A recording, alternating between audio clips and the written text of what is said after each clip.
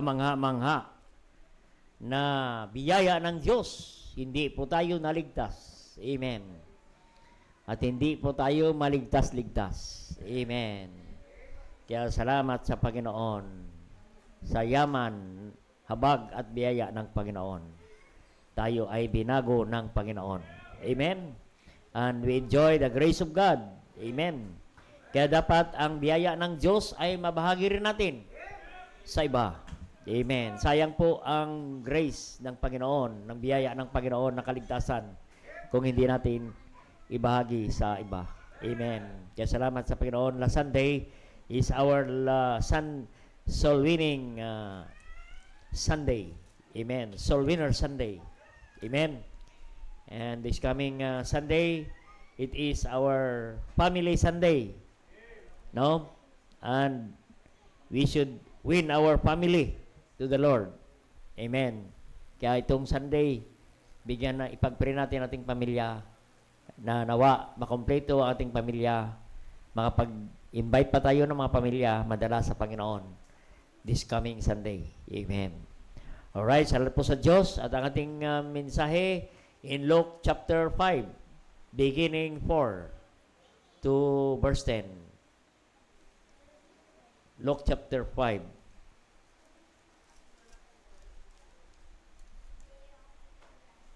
Beginning of 4. Ilang beses na natin na basa ito, pero meron ulit tayong bagong mensahe na inais bigay ng Panginoon sa atin. No? Salita natin babasahin ang simula ng verse 4, kayo po ang verse 5. Now when he had left speaking, he said unto Simon, launch out into the deep and let down your nets for the draught.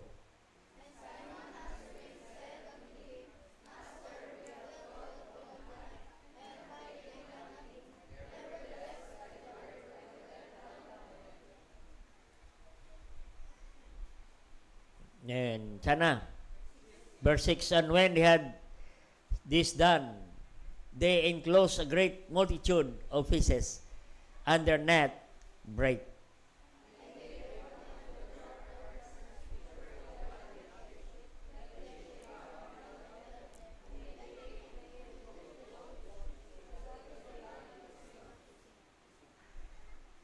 When Simon Peter saw it, he fell down at Jesus' knees, saying, depart from me, for I am sinful man, O Lord. Whereas Asonis and all that with him, at the draught of fishes, were not taken. Sabay-sabay natin basahin ang verse 10. And so was also James, John, the sons of Zebedee, which were partners with Simon. And Jesus said unto Simon, fear not, from henceforth thou shalt catch men. No? Maganda yung verse na yan, ano? Pinaka-last phrase. Fear not, from henceforth thou shalt catch men. Yan po ang ating pag-usapan. Tayo pumikit, tayo manalangin. Dakilang Diyos, makapangalan sa lahat. Salamat muli, O Diyos, sa pagkabasa ng mga talata. Dalangin ko, Diyos, ikaw po ang magbigay sa amin ng kaalaman at ma-expound namin at maging malinaw sa amin, O Diyos, ang iyong mga salita. Buksan mo yung puso muli. Padala mo kayong revival ngayong gabi mula sa inyong mga salita. Gamitin mo yung lingkod. I'm nothing, O God. Kung wala po kayo, I'm good for nothing tonight, O God. And we come today with humble hearts, asking your guidance and power to preach and to deliver your message tonight, O God. And make my blessing to thy people tonight, O God. Forgive our sins, cleanse our heart, and all these things we ask. In Christ Jesus' name, Amen. Okay, may be seated. At isa po ang nag-cast ng attention sa atin, yung sinabi ng Panginoon dito sa verse 10. No? From henceforth, thou shalt catch men. No? Henceforth, catch men. Mula ngayon, ay gagawin ko kayong, ano yan? Mangisda ng mga tao. Amen. No. Mangisda ng mga tao. Thou shalt catch men. Amen. Sino po ang mga men na sinasabi rito?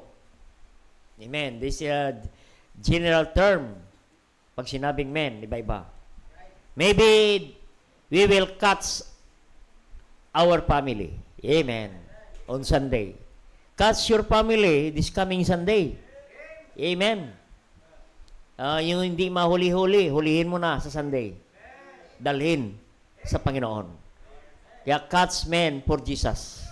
Catch your family to Jesus. Maybe this is your neighbor. Catch your neighbor.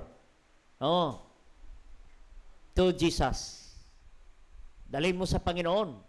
Amen. Maybe this is our community na kung saan ka nakatira. Pwede mo yan hulihin, dalhin para sa Panginoon. Amen. Maybe this men were your community or our country. Amen. Dalhin natin sa Panginoon. Amen. Imagine kung ang ating bansa ay madala natin sa Diyos. Anong klaseng bansa? Blessed is the nation whom the Lord is God. Amen. Kaya ang ating bansa ay corrupt, magulo, dahil mismo ang namumuno ay walang pakilala sa Diyos. Imagine kung ang namumuno, ng ating bansa ay mayroong Diyos. Kaya we need to catch men. Amen. You need to catch men for Jesus.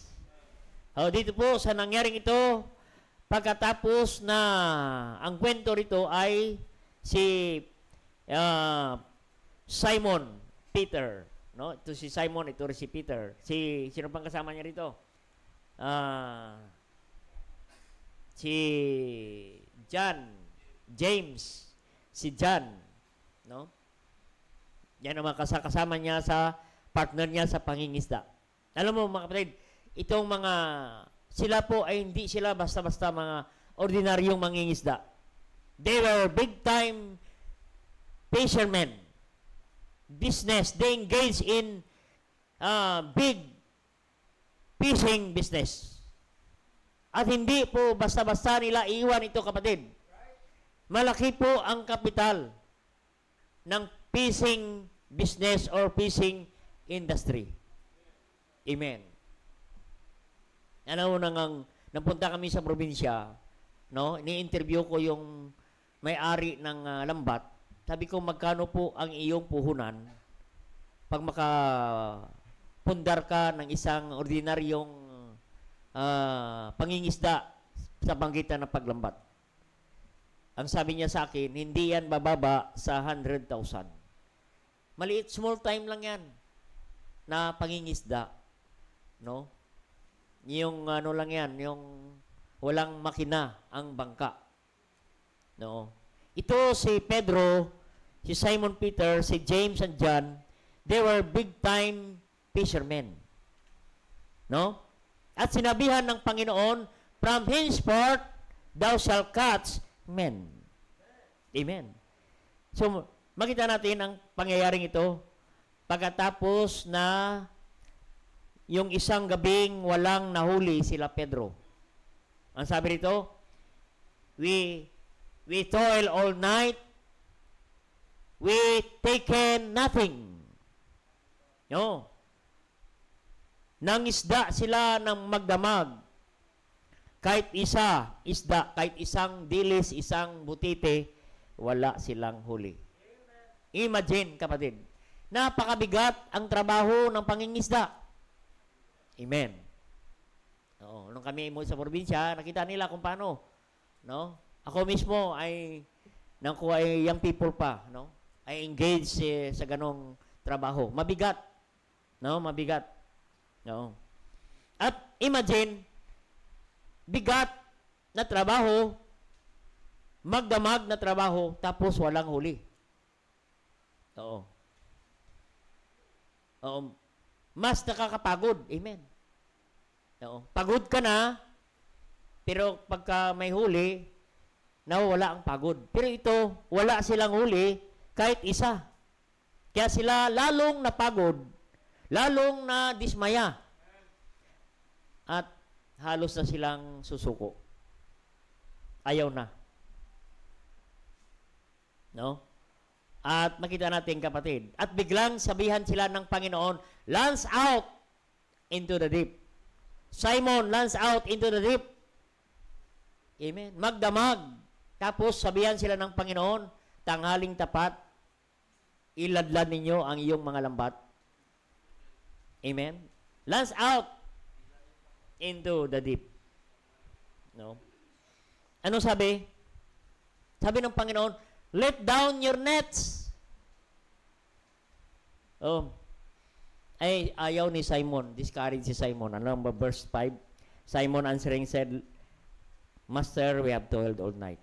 We have taken nothing." Amen. Oo. Nag-ano pa sa Panginoon. Amen. Alam mo, Panginoon, magdamag kaming ng isda. Wala kaming nakuha. Tapos tanghaling tapat. Pero napaganda kay Simon. Sinabi ng Panginoon, "Nevertheless, at thy word, I let down the net." Amen. Sabi ng Panginoon, nets, marami, lahat, niladad mo na. Kaso, discourage, isa lang. Sabi niya, itry natin isa. Amen. Ganon tayo, no? Try mo natin isa. Pag umobra, lahat na. Mga ganyan tayo, no? Subukan natin. Kung i-bless tayo, tuloy natin. Pag hindi i-bless, hindi ulit tayo magsimba. Mga ganyan. So, si Pedro. Kaya isa lang ang kanyang niladlad. No? Kasi si Pedro ay discouraged. Ngunit, sabi niya, nevertheless, sumunod pa rin si Pedro. At makita natin, the enclosed great multitude of fishes and their net break. Amen? Napuno ang dalawang bangka ng mga isda. Amen. No. Nung kami inamoy sa probinsya, nakita nila, no? Kung paano mangisda at paano mapuno ang mga lambat. No? So, makita natin, gumawa ang Diyos ng himala. Amen? Kaya kapatid, pag sumunod ka sa Panginoon, gagawa ang Diyos ng himala. Amen. Yan po, pag gumawa ka para sa Panginoon, may himala. Amen. Makita natin sa gitna ng himala na pinakita ng Panginoon at sinabi ng Panginoon kay Simon, no, si Simon, verse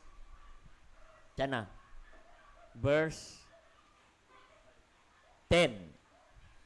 And so was also James, John, son of Zebedee, which were partners with Simon. And Jesus said unto Simon, siguro si Simon ang pinaka-leader, no? Team leader ng pangisda, no? At ang sabi ng Panginoon kay Simon, "Fear not, huwag kang matakot, from henceforth thou shalt catch men." Amen? Sa gitna ng pinakita ng Panginoon na kababalaghan ng maraming isda, at sinabi ng Panginoon kay Simon, "Simon, huwag kang matakot. Mula ngayon, ang huhulihin mo ay ang mga tao na." Amen. Ang hulihin mo, catch. Amen. Kaya nalinturan ng Panginoon yan sa soul winning. Ang akayin mo ngayon ay hindi mga isda na. Ang akayin mo ngayon ay ang mga tao na. Amen. Kaya makita natin, pansinin natin ang salita ng Panginoon. Fear not, huwag kang matakot. Amen. Huwag kang matakot sa paglilingkod sa Panginoon. Amen. Alam mo ba, mayroong takot din, kapatid. Kasi nakita natin sa verse 11, they forsook the ship and net. Iniwan talaga nila ang net.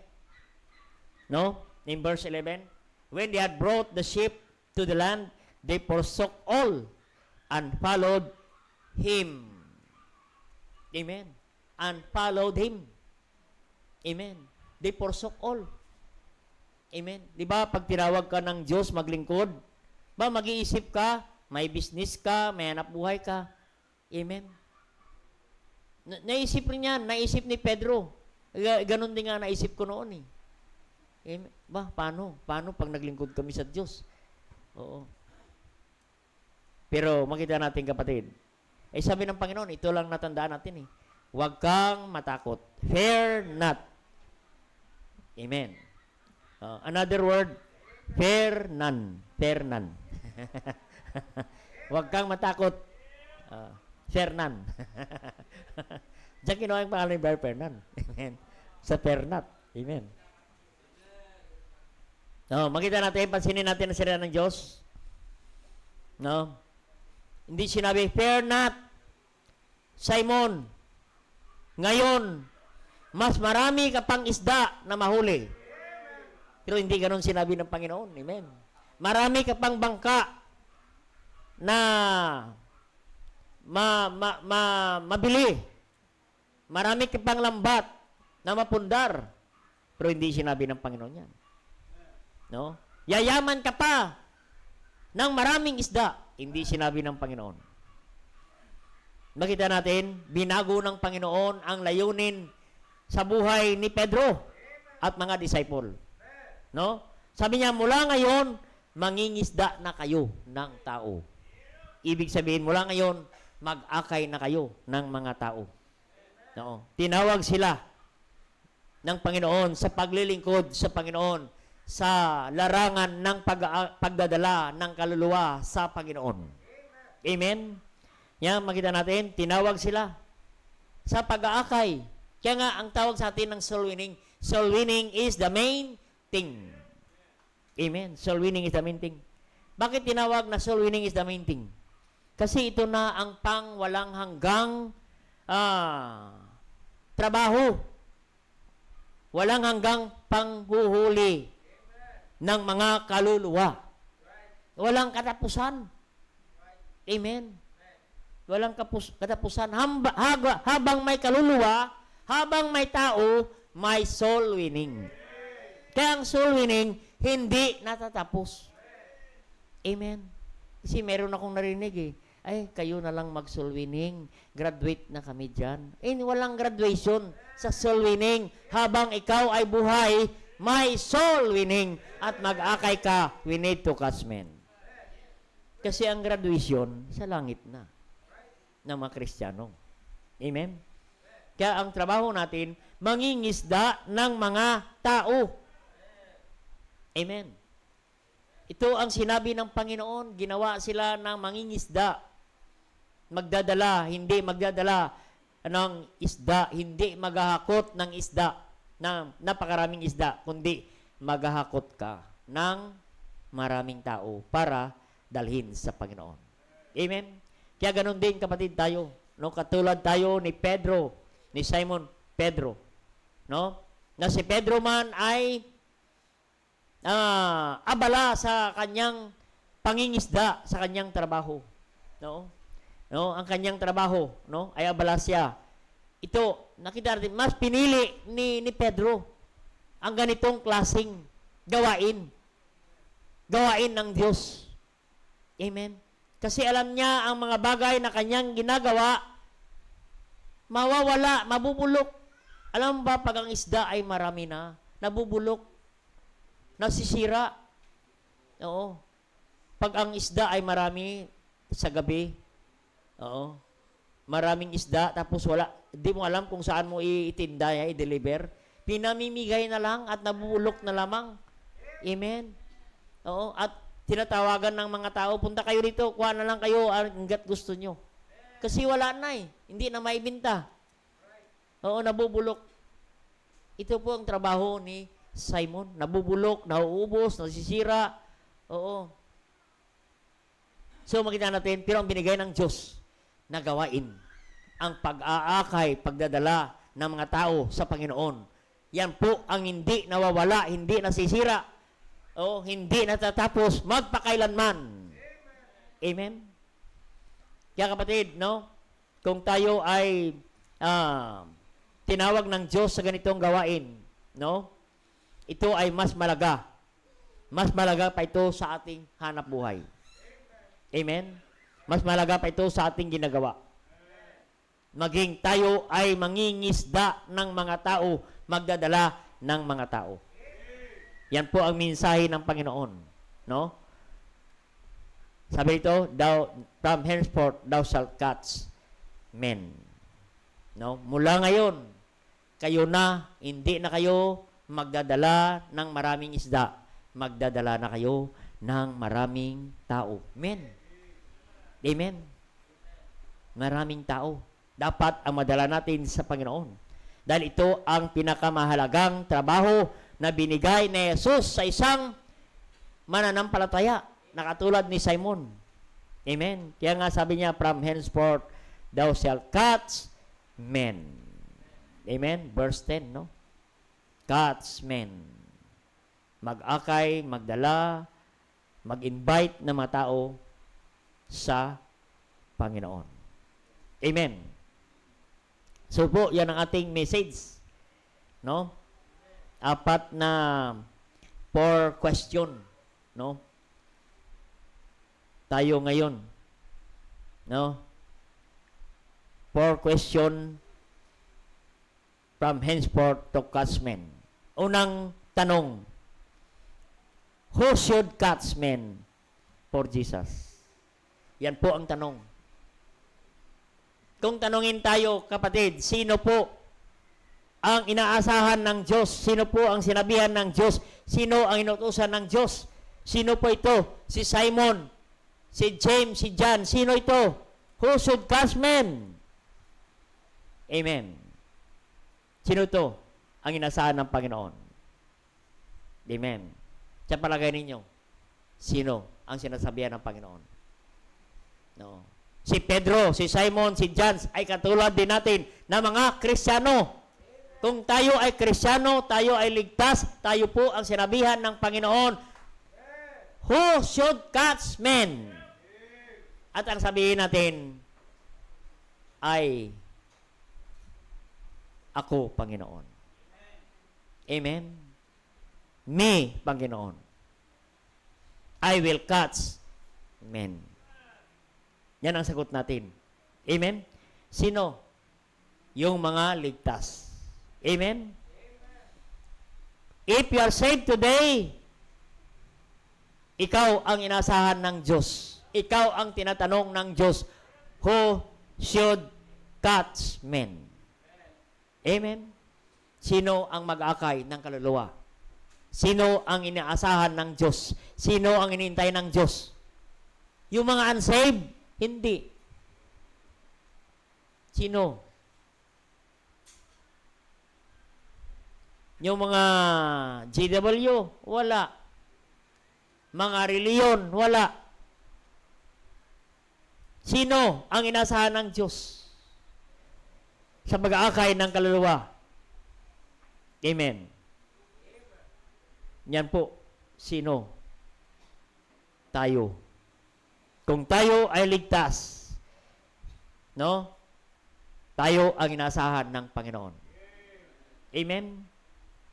Kaya tayo naligtas dahil may mga tao na ginamit ng Diyos para tayo dalhin sa Panginoon. Amen?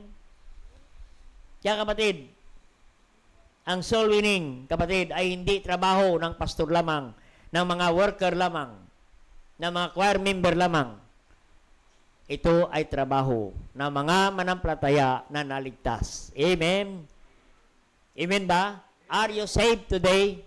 Amen? If you are saved today, tayo ang tinatanong ng Diyos. Sino ang inasahan ng Diyos na magdala ng mga tao sa Panginoon? Amen? Kaya kapatid, no, kung tayo ligtas, no, bakit hindi natin gawin ang pag-aakay, pagdadala ng kaluluwa? Amen. Tinatanong tayo ng Diyos, who should catch men? Amen.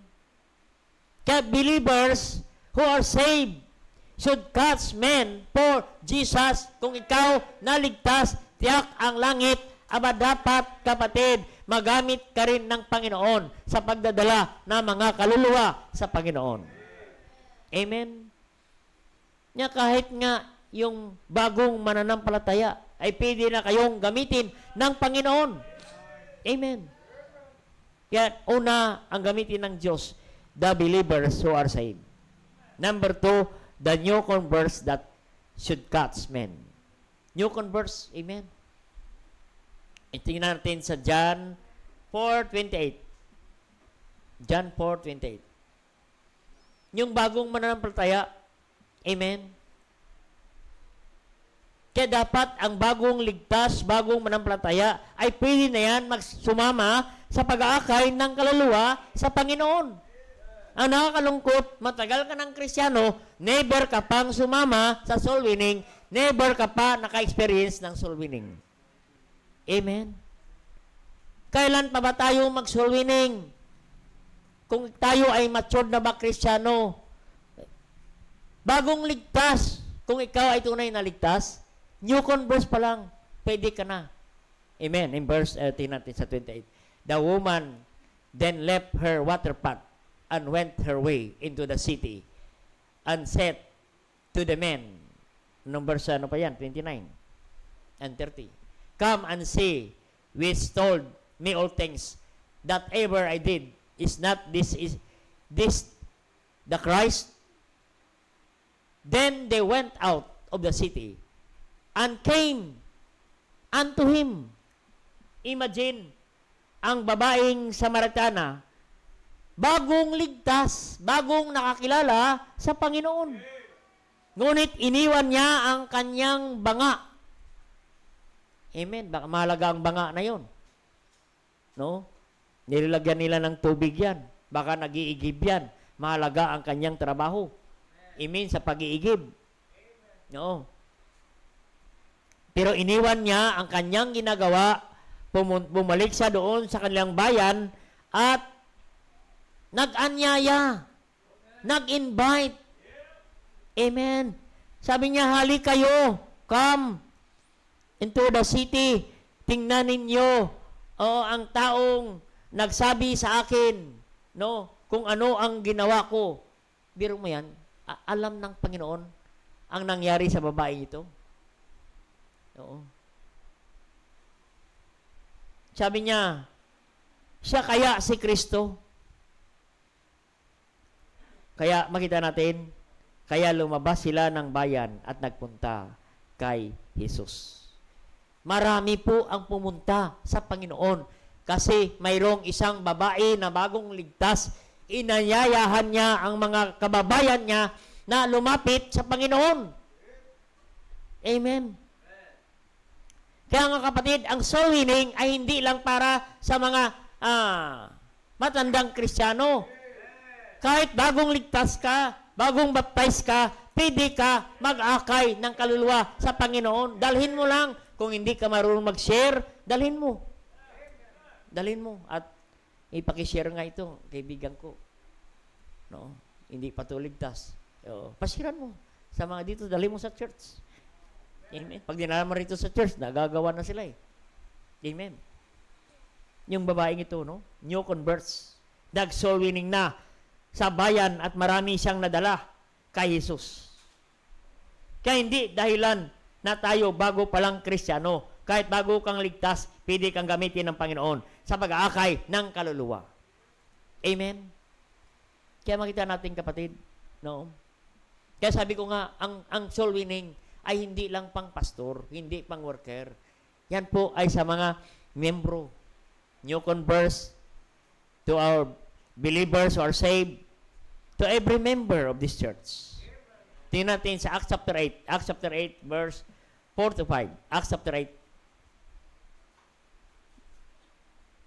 Ito ay si Philip 8 verse 4. Therefore, they were scattered abroad, went everywhere, preaching the word. Then Philip went down to the city of Samaria and preached Christ unto them. Amen. Philip went down to the city of Samaria and preached Christ unto them. Amen. Sino ang pinapangaral niya? Si Kristo. Sino ba si Philip? Si Philip po ay hindi apostolis. Si Philip po ay hindi pastor. Si Philip po ay hindi missionary. Si Philip po ay isang ordinaryong miyembro na pumunta doon sa city of Samaria upang ipangaral si Kristo. Kaya kung ikaw ay miyembro ng simbahan ito, pwede kang gamitin ng Diyos sa pag-aakay ng kaluluwa like Philip. Si Philip po, no? Ordinaryo lang ito, wala naman tong ministry, si Philip. Amen? Hindi naman to choir member. Oo. Pero soul winner, pumunta sa Samaria. Saan ka man, kapatid, pwede kang gamitin ng Panginoon. Katulad ni Philip. Amen? Every member should catch men for Jesus. Amen? Kaya pwede kang sumama sa soul winning. No? At pwede ka rin magdala ng bisita sa Panginoon. Bakit hindi mo subukan, kapatid? Amen? Who should catch men? Ikaw, ako, ang gamitin ng Panginoon. Bilang mananampalataya, bagong ligtas, bagong baptize, kapatid, may ministry, walang ministry, pwede kang gamitin ng Diyos sa pag-aakay ng kaluluwa. Sino? Ikaw at ako. Ang sagot diyan, kapatid. Sa tanong na yan, kapatid, are you willing to catch men, maybe your family, maybe your community, maybe your country? Amen. Yan po. Who should catch men? Ang sagot, ako, Panginoon. Katulad ni Isaiah, here am I, Lord, send me. Amen. Dapat ang sagot natin, kapatid. Kaya bawat isa sa atin ay tinawag ng Diyos sa gawain ng pag-akay ng kaluluwa. Amen. Yan, isa na lang nag-amen. Dito naman, dahil sa pangalawa. Kanina, who? Ngayon naman, why? Yan ang awitin. Why is the sky still shining? Yung mga kanta, di ba? Dito naman, no? Why should we catch men? Bakit kaya? Bakit kaya okay lang naman magsimba? Okay lang man magbigay? Bakit magsusulwining pa? Bakit kaya? Amen. Dapat malaman natin ang reason kung bakit tayo mag-aakay ng kaluluwa. Ano ba ang dahilan? Bakit tayo manguhuli ng mga tao dalhin sa Panginoon para maligtas? Bakit? Yan ang tanong. Amen. Ano kayang dahilan? Sabi ng Revelation 20 verse 14. No. Death and hell shall cast into the lake of fire. Amen. Bakit kaya mag-aakay ng kaluluwa? Dahil ang tao namamatay. Pagkatapos mamatay ang tao, impyerno na ang diretso. Death and hell were cast into the lake of fire. This is the second death. Kaya nga, dapat tayo mag-akay ng kaluluwa dahil mayroong kamatayan, mayroong impyerno, at doon dadalhin ang tao. Yan po ay pangalawang kamatayan. Yan ang rason. Hindi lang sapat na tayo nagsisimba sa umaga, sa hapon, prayer meeting, anumang activities, nagtatrabaho tayo. Igit sa lahat, bakit tayo pa mag-akay, magdala, at punuin natin ng kaluluwa ng bisita sa Sunday? Bakit? May impyerno, may kamatayan na darating sa tao. Nakatakda man sa tao, mamatay minsan. At pagkatapos ang paghukom. Amen. May mamatay. So, noong Thursday, may bigla kaming pinuntahan. Yun na nga, naghihingalo. Kami, nakasaksi, paano maghiwalay ang kaluluwa at espiritu ng tao, naghihingalo. Dumating kami, naghihingalo na. Last breath na. Oo. Nakausap pa namin. Pinatanggap pa namin. Sige, tumanggap ka sa Panginoon, sabay ka sa prayer, tanggapin mo si Jesus bilang tagapagligtas. Mabilisan na kasi dying na eh. Mamaya, wala na. Pag amen, wala na. Oo. Huwag naman natin hintayin, kapatid, na naghihingalaw na, saka natin puntahan. Amen? Oo. One time, nag-share kami ni Pastor Alan, naghihingalaw na doon sa Kanlubang Hospital. Mayroon ka isang kapatid, sabi niya, Pastor Alan, pwede mo bang siran yung aking kaibigan niya lang, kapitbahay niya sa Bulacan. Naghihingalo na, pastor, doon sa Kanlubang Hospital. Pinuntahan namin ni Pastor Alan. Naghihingalo na nga. Ay, ang sakit niya, tuberculosis pa, ay siyempre dying na. Lilipat na yung sakit niyan. Kaya binubulungan na lang, tumanggap sa Panginoon bilang tagapagligtas. Dumunta kami doon sa ospital. Nakita namin ang ospital ni Pastor. Nako, Brother Bong, yung ospital na yan, pag itsura pa lang ospital, hindi ka na makaalis ng buhay rito. Itsura pa lang. Kasi tanggal yung bubong eh. Hindi na na-repair na ospital. District hospital. Pinag-pray, tumanggap sa Panginoon. Ngayon, bumalik na kami. Hindi pa kami abot ng expressway sa toll gate. Ang nag-message na si kapatid, Pastor, ang inyong pinagpe-pray ay sa langit na. Hindi pa kami nakauwi ng Manila, sa langit na siya. Amen. At least tumanggap sa Panginoon bilang tagapagligtas. Mahirap magkabul ng ganun. Amen. Hindi nyo nasiran, tapos bigla mong tawagin si kapatid, hindi pa nasiran yan. Dapat siran nyo na ngayon. Huwag nating intayin na siya maging alopa. Dahil sa labi ng Revelation 20 verse 14, death and hell, diretso na. Amen. Wala nang purgatorio. Death and hell were cast into the lake of fire. Ang sabi ng verse 15. And whosoever was not found written in the book of life was cast into the lake of fire.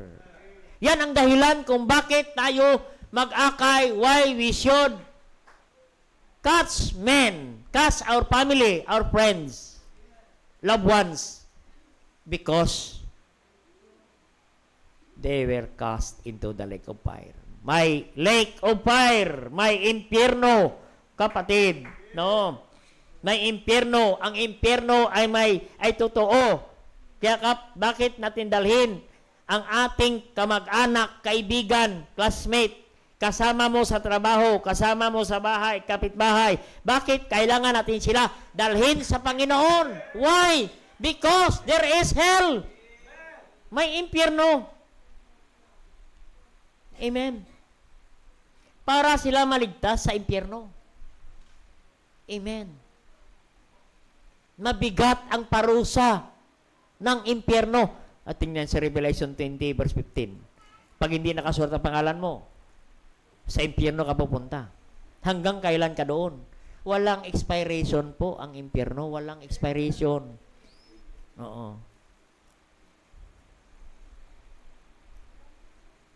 Ang mga bagay rito sa mundo, may expiration. Amen. May expiration. Bibili ka ng gamot, vitamins, ano pa, pagkain, may expiration. Ang impyerno, walang expiration. Ay, Revelation 2010. Basahin natin, kapatid. Yan ang dahilan kung bakit tayo makakain ng kaluluwa sa Panginoon. 10. And then the devil that deceived them cast into the lake of fire and brimstone with the beast and the false prophet. The false prophet, yung nangangaral na si Kristo ay tao lang. Yun, false prophet. Ang nangangaral na ang kaligtasan ay sa mabuting gawa, false prophet. Amen. Ang mga ngaral mismo ay siya rin ay Diyos. False prophet yan. Or shall be tormented. Kailan? Day and night. Forever and ever. Yan ang dahilan why should we catch men, catch your family, catch your friends and neighbors. Why? Because hell is forever and ever. Walang expiration, kapatid. Ay kung ang kaibigan mo yan, kamag-anak mo yan, kasama mo yan, pinsan mo yan, lola mo yan, nanay mo yan, ay hindi siya mag-expire doon sa impyerno. Magpawalang hanggan, siya maghihirap, kapatid. Oo. Matiis ba natin yan, kapatid? Now we enjoy heaven while our loved ones, friends, tormented day and night forever. Amen. Yan ang dahilan kung bakit tayo mag-akay pa ng kaluluwa. Why we spend much money in soul winning. Amen. Kagabi, sumakit ang ulo ko. Parang hirap na ako makabangon. Ay may nakaschedule, funeral service. Amen. Kaya kahit pagod kami, may naramdaman. Sabi ko kay Joka, kay Iyo, si JB naman, bagong dating, pagod. Sabi ko, Joka, ikaw na lang mag-funeral service. Si Iyo na lang mag-drive. Saka si Rose. At pwede na ako sumama. Sumama na rin ako. Ano? Bakit natin ginagawa yan? Ay may kaluluwa doon na nag-aantay. Amen. Pagdating namin, dito na kayo, dito na sila pastor, dito na kayo, lahat naman nagsusugal, dito na muna kayo, tigil muna, dito muna kayo. Amen. Bakit natin sila ganon? Pinapunta natin, makinig sila. Ay may impyerno. Amen. May impyerno. Forever na ang impyerno. Amen. Magpawalang hanggan sila doon. Ang impyerno ay lugar na walang awa. Kahit anong iyak mo doon, maubos ang luha mo, wala na. Amen. Kaya ngayon pa lang, iyakan na natin, kapatid, ang ating mga loved ones. Kasi ang impyerno ay may apoy na hindi na mamatay. May uod na hindi mamatay, kapatid, at doon sila pupunta. Kapatid, ay kung kaibigan mo yan, kamag-anak mo yan, pinsan mo yan, anak mo yan, lola mo yan, asawa mo yan, doon sila pupunta. Mga kapatid, why should we catch men? Catch our family. Catch our friends. Catch our loved ones. Because hell is real. Amen. Doon sila pupunta, kapatid, kung hindi natin masagot ang why, bakit doon sila pupunta. Yan ang reason, kapatid. No? Mas malaga pa yan sa reason. Hindi ako makapagsama mo na sa soul winning. Hindi mo na makakay ng kaluluwa kasi may nahabol akong binabayaran. May nahabol ako, may karamdaman ako, may busy ako. Kapatid, tandaan natin, ang impyerno ay forever. Doon sila pupunta, kapatid, kung tayo ay tamad magdala ng tao sa Panginoon. Kaya kailangan, kapatid, bakit natin inuutosan tayo magdala ng kaluluwa? No. Invite natin sa simbahan, kapatid. No. Catch them. Catch our family, cousin, to the Lord, dahil may impyerno. Amen. You believe it or not, there is hell. Why should we catch men? Dahil may impyerno. Waiting for our loved ones. Waiting for our friends. Waiting for our community. Family. Nag-aantay sila. Nag-aantay sila ng impyerno, kapatid. Kung hindi tayo gagawa, dapat masagot natin ang why. Amen? Yan po. Why? Dahil may impyerno. Why? In Psalm 126,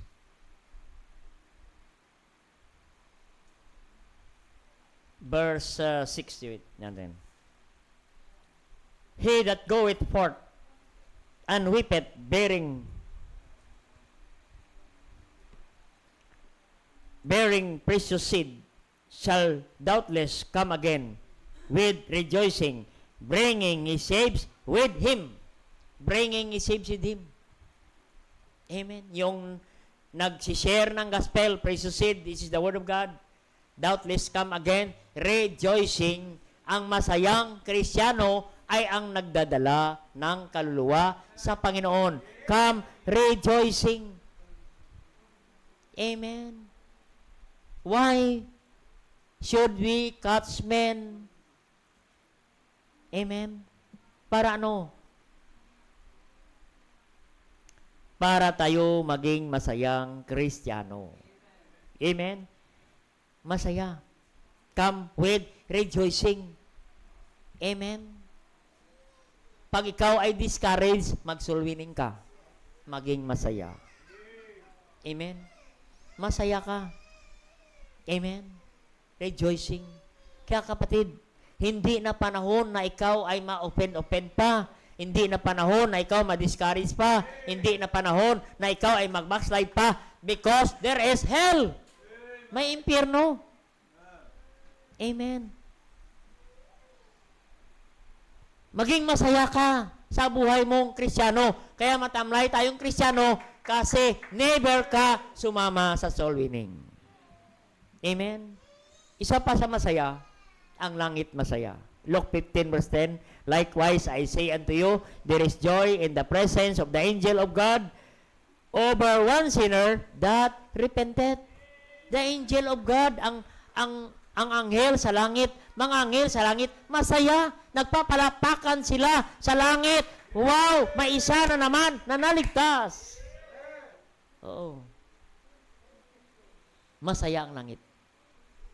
May isa na maligtas. Amen? Kaya itong linggo, masaya ang Panginoon eh. Maraming naakay. Sa penal service, sa Pangasinan, maraming ang naligtas. Pagdating dito, alternate ang aming soul winning dito sa penal service. Thursday, sunod, Saturday, sunod, Tuesday, kapon. Bukas na naman ang last night. Nung Monday, kina Brother Fernan. Sa funeral. Bukas, last day, marami po ang mga loved ones na manamatay darating.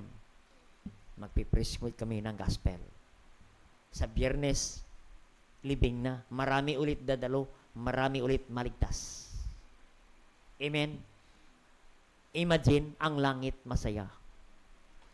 Paano mapasaya ang langit? Soul winning. Pag masaya ang langit, kapatid, masaya ang Diyos. Amen? Pag masaya ang Diyos. Pag mapasaya mo ang Diyos. Amen? Yung tatay mo lang nga, mapasaya mo eh. Yung nanay mo lang, mapasaya mo eh. Nagbibigay na eh. Ito na. Sige na. Sige na. Oo. Pera mo na ng ano. Sige na. Sige na. Sige na. Oo. Wala nang bayad-bayad kasi soul winner eh. Amen. Sige na. Lalo na ang Diyos sa langit. Amen. Sige na. Sige na. Ako na bahala niyan. Kapatid. No? Yan dahilan. Why? Is the sky is still shining? Why we catch men? Because there is hell. There is joy in the presence of angel of heaven. No. Over one sinner that repented. Ay kung marami ka pa. Amen? Yung magandang privilege amen, ng Monday. Marami kami na soul win dito sa kapulisan. Amen? No? Marami sila. Oops! Anong ginagawa niyo, sir? Wala naman, nagkikwentuhan lang. Aba, mag-share na, ka. Share mo ng gospel. No, wala naman silang ginagawa, nagkikwentuhan lang pala. Bigyan mo sila ng malagang bagay para sila maligtas. Naligtas. Nakita niyo sa ano. Maganda eh, no? Walang tanggi. Amen. Hindi sila tumatanggi. Sa City Hall, pag dumaan kami, may soul win, makinig muna kayo, sandali lang ha. Habang kayo nag-aantay ng ayuda, makinig muna kayo, magbahagi kami ng salita ng Diyos. Ito na po, diretso. Amen. Bakit ginagawa natin yan? May impyerno. Amen.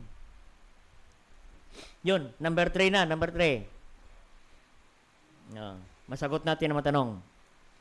Where should we catch men? Saan tayo magsimula? Saan? Saan tayo mag-soul winning?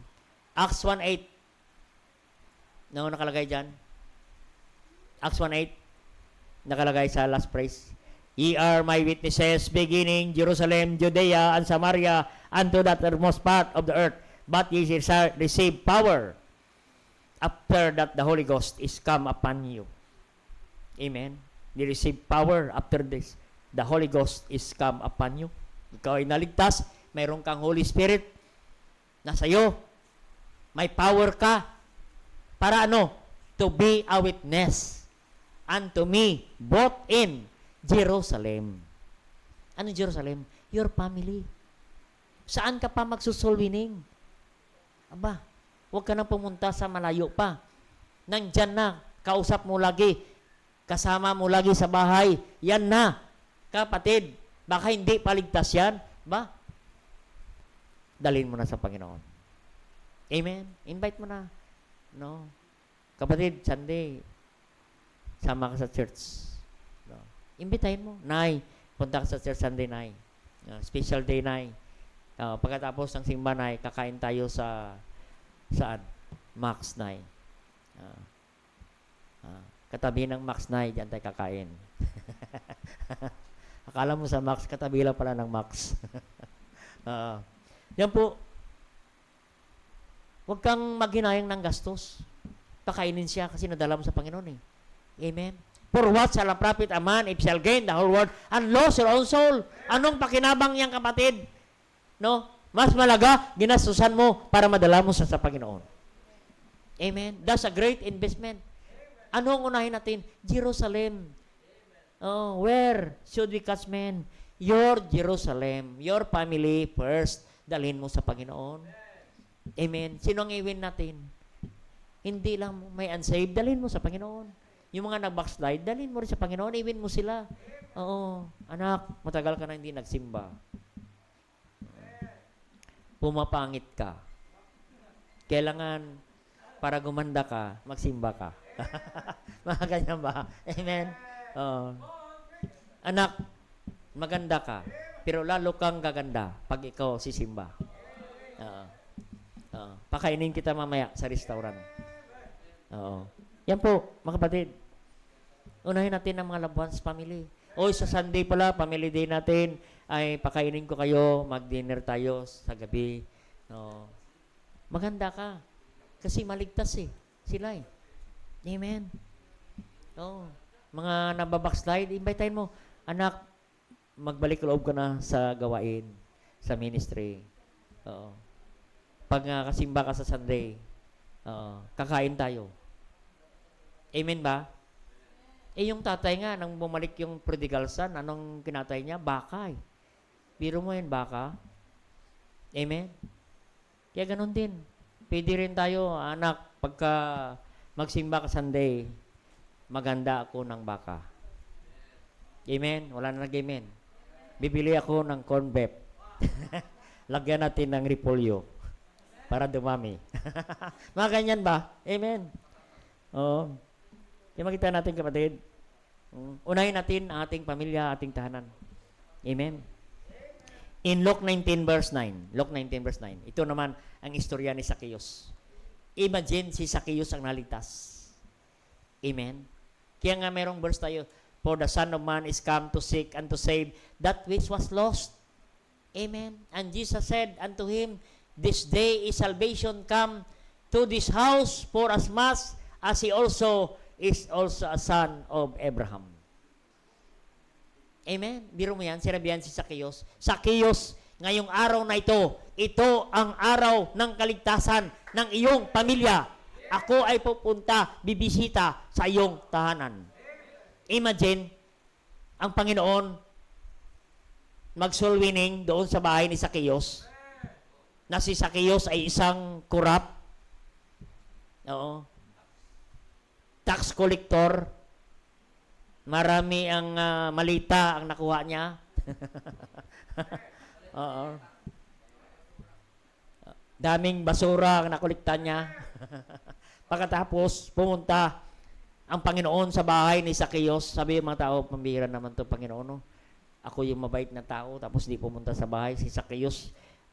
Daming nadaya yan, maraming basura ang nadala niya sa bahay, at maraming malita yan ang nakakot niya. Tapos, sabihan ng Panginoon, this day salvation is come to your house. Amen? Maligtas. Amen? Nakita natin, kapatid? No? Maka-invite tayo, no? Kapatid, sino? Sino ang pwede nating akayin? Katulad ni Zacchaeus, isang politiko na maraming malita, pwede natin madala sa Panginoon. Si Zacchaeus naligtas. Amen? Hindi lang si Zacchaeus ang naligtas, pati ang kanyang pamilya naligtas. Imagine, kapatid. Amen? Saan tayo pa mag-soul winning? Sa bahay na. Start in your family. Start with your loved ones, your cousins. Doon mo na simula. Si Zacchaeus, sino ang inunan niya? Pamilya niya. Hindi sinabi ni Zacchaeus, Panginoon, wag mo na ang pamilya ko, sunod na lang. Unahin mo na natin yung mga senador. Sila dapat ang mauna maligtas. Mga speaker of the house, maligtas dapat. Hindi. Pamilya niya talaga ang una. Kaya kapatid, kung mayroon ka mang mahal sa buhay, unahin mo na. Where should this catchman? Diyan na sa paligid mo. Nag-aantay sila. Maligtas. Amen. Naalala niyo sa Acts 16:31, Acts 16:31, and believe on the Lord Jesus Christ, and thou shalt be saved, and thine house, isang warden na ligtas sa pangangaral ni Pablo. Amen. At sinabihan ni Pablo, believe. Taano maligtas? Pablo, believe on the Lord Jesus Christ, and thou shalt be saved. At ang kaligtasan, hindi lang magtapos sa'yo. Dapat thy house. Nag-invite, kapatid, ang isang warden sa bahay. Pablo, bisita ka sa bahay. Mag-Bible study ka. Oo. Marami pa kung ang misis ko, hindi ligtas. Yung anak ko, hindi ligtas. Yung katulong ko, hindi ligtas. Yung janitor ko, hindi ligtas. Yung gardener ko, hindi ligtas. Punta ka. Thine house Oo. Makita natin, thine house. In verse 32, basahin natin verse 32. Diyan sa screen.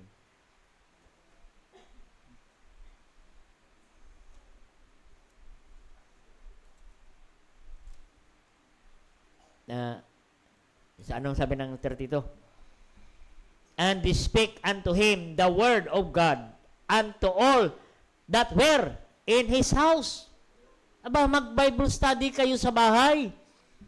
Amen. Imbitahin ninyo si Paul. Amen. Pastor Paul, Brother Paul, pwede ka mag-Bible study. At lahat sila sa tahanan naligtas. Amen. Kaya dapat mayroon tayong concern sa ating pamilya. Where should we catch men? In your house, in your home. Start in your home. Amen. At hindi lang sila naligtas. In verse 33, tingnan niyo. In verse 33, and they took them the same hour of the night and washed their stripes and was baptized. All his straightway. Wala nang paligoy-ligoy. Sila ay nabautismohan. No. Sabi ng warden, alam mo, mayroon kaming dyan, swimming pool. Pwede ba kaming magbabaptize lahat? Lahat, buong pamilya. Nabautismohan sa swimming pool ni warden. Imagine, lahat sila naging baptist. What a blessing. Lahat kayo baptist. Lahat kayo sama-sama sa simbahan. I was glad when they said unto me, let us go into the house of the Lord. Amen? Saan ka pa mag-akay ng kaluluwa? Unahin mo sa iyong tahanan. Saan pwede ka maligtas? Saan pwede ka mag-soul winning? Amen? No? Dapat ng Monday, sa jail ministry kami. Mag-soul winning kami sa jail. No? Sa ospital, pwede ka mag-soul winning. Amen? Aralin niyo yung approach sa pag-soul winning. Pag sa ospital naman, huwag na kayong magtanong kung sakali kabawian ng buhay. Huwag naman ganon, kapatid, na si kapatid naka-oxygen na, tapos sabihan pa na ba yan ang buhay, lalong naging alo. Sabihin mo na lang, mahal ka ng Diyos, may kagalingan pa, kaya ka pang mapagaling ng Panginoon. Kung hindi ka man mapagaling, may buhay na walang gana. Makita natin, kapatid, kahit saan, pwede ka makaakay. Where? Mark 16:15. Ano yan? Go ye to all the world and preach the gospel to all creature. Lahat ng tao, lahat ng lugar, pwede kang gamitin ng Diyos. Every creature, every soul. Bawat tao na makausap mo, bawat tao na makasalubong mo, makasama mo, yan po ang pwede nating dalhin sa Panginoon. Kaya yan ang tanong, where? Anywhere. Amen? Saan pwede kang gamitin ng Panginoon? Kung ikaw ay driver, kasama mo, dyan, nagpipila, siran mo na sila ng gospel. Amen? Kaya purihin ang Diyos. Amen. Where? Pwede tayong gamitin ng Panginoon kahit saan. Kahit saan man tayo pupunta. No. Pag-aralan nyo, paano? Sumama kayo. No. Yung ambos, confrontational soul winning. Amen? Kahit saan, pwede mong siran ng gospel. No. And lastly na. Next yun na itong last. The question of catching men, when should we catch men? Kailan? 2 Corinthians 6 verse 2. Kailan? Sabi ng awitin, kailan mo ibibigay ang buhay at lakas? Ang sagot, ano? Kung hindi ngayon, kailan pa? Anong sagot? For he said, 2 Corinthians 6 verse 2, for he said, I have heard thee, and the time accepted in the day of salvation, I've succored thee. Behold, now is the accepted time. Behold, now is the day of salvation. Ngayon na pwede kang magamit sa kaililigtas ng mga tao, kaibigan mo, kamag-anak mo. Ngayon na ang araw ng kanilang kaligtasan. Kailan ka pa mag-akay? Kailan ka pa magdala? Kailan? Now. Amen? Now. No. In Luke 23:43. Now. Anong sabi ng Panginoon dyan? He won the criminal in the cross. Ang sabi ng Panginoon. And Jesus said unto him, verily I say unto thee, today thou shalt with me in paradise. Amen? Ay kung hindi nagsulwining ang Panginoon, dire-diretso sa impyerno yung criminal na yan, kapatid. Ay kung hindi tayo magsulwining, kapatid, marami po ang pupunta sa impyerno. Amen? Maraming mamamatay na hindi kumikilala sa Panginoon. Ito, the dying thief in the cross, Jesus won him. At sabi niya, today. Ay kung sinabi ng Panginoon, tomorrow, sa langit ka na. Ay wala na. Namatay na eh. Amen. Tomorrow, puntahan ko si kaibigan ko. Next week, puntahan ko. Huwag mo nang hintayin, kapatid. Baka hindi mo siya maabutan. Kailan? 2 Corinthians 6:2, now. Kailan? Today. Amen? Kailan? No. Sa Acts chapter 5 yan eh. And they preach the gospel. No? Daily. Daily. Amen? Kaya kailan ka magsulwining? Now, today, and every day. Amen? Yan po ang sagot na pag-akay ng kaluluwa. Kaya sinabi ng Panginoon, from henceforth, thou shalt catch men And the question tonight, who cast men? Me and you. Why we cast men? Because there is hell forever. Where should we cast men? Start with your family. When we cast men? Now, today, not tomorrow. Tomorrow is too late. Kaya we need to catch men. Amen. That's the reason why Jesus said unto Simon, from henceforth, thou shalt catch men. Maybe men is your family, your friends, your loved ones, your family, your country, your co-workers, your classmate, whatever, kapatid. That is men that we should bring them to Jesus. Tayo po mag-pray. Dakilang Diyos sa masalangit, thank you for your great message tonight that we need to catch our family for